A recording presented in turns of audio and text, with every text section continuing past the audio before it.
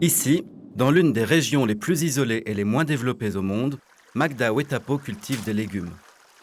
Son village, situé dans la chaîne centrale de la Papouasie, la province la plus à l'est de l'Indonésie, n'est accessible qu'en avion et accueille rarement des visiteurs.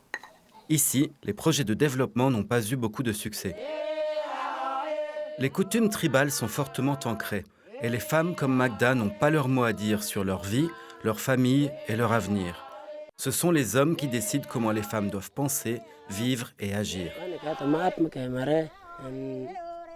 Par tradition, c'était les hommes qui prenaient les décisions. Nous n'avons jamais protesté, c'était la coutume. Si on ne respectait pas cette tradition, de mauvaises choses nous arrivaient, comme une maladie. Alors, on l'acceptait. Puis un petit projet pilote, lancé par l'Organisme des Nations Unies, le FIDA, et le gouvernement indonésien, a aidé les femmes de ce village à conquérir une petite indépendance financière, ce qui a radicalement changé leur vie. L'idée du projet est simple. Les facilitateurs aident les chefs communautaires à identifier leurs problèmes et à trouver leurs propres solutions. Grâce à une formation à la préparation de propositions et de budgets, ils peuvent obtenir des subventions et mettre leurs idées en pratique. On vivait selon nos traditions. Les femmes étaient presque complètement sous le contrôle des hommes. Mais ce projet a offert aux femmes la possibilité de cultiver en groupe. Et nous en sommes reconnaissants. Ils sont peut-être reconnaissants aujourd'hui, mais ce n'était pas le cas des chefs au début du projet. Ils ne voulaient pas changer le rôle des femmes, mais ils voulaient gagner plus d'argent. Comme l'agriculture est leur principale source de revenus et que ce sont les femmes qui s'occupent des cultures, les hommes ont finalement accepté, après 3 mois de négociations, que les femmes bénéficient d'une formation en agriculture et en gestion financière.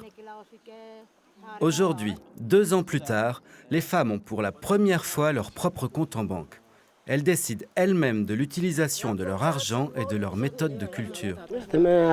Avant le projet, c'était les hommes qui prenaient les décisions concernant l'agriculture et choisissaient quand planter les cultures. Maintenant, on a constitué un groupement de femmes et on doit planifier et décider comment ce groupement fonctionnera.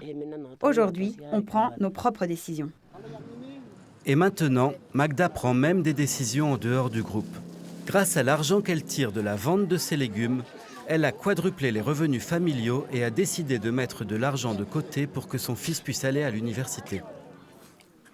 Maintenant que les femmes sont le principal soutien de la famille, elles sont traitées avec respect et ont beaucoup plus d'indépendance au quotidien. Je suis très fière depuis que nos vies ont changé et je suis très heureuse. Selon Ron Hartman, qui a collaboré avec le gouvernement à l'élaboration de ce projet, le secret de cette réussite tient au fait qu'il privilégiait les besoins locaux et non les solutions importées. La Papouasie est un environnement difficile. Le pays est très isolé. Culturellement, il est très différent du reste de l'Indonésie. Je pense que ce projet est différent parce qu'il a été conçu spécifiquement pour la Papouasie et ses propres populations. Il met à profit les structures sociales déjà présentes sur le terrain, plutôt que de transposer des éléments de l'extérieur. Mais son atout central est qu'il soutient vraiment le potentiel existant dans le secteur de l'agriculture, qui est le principal moyen d'existence des populations rurales. Ce petit projet pilote est désormais mis en œuvre dans 215 villages de Papouasie. Et il pourrait encore s'étendre. Suite à cette réussite, le gouvernement indonésien envisage de reproduire le projet dans tout le pays afin que des dizaines de millions de personnes puissent en bénéficier.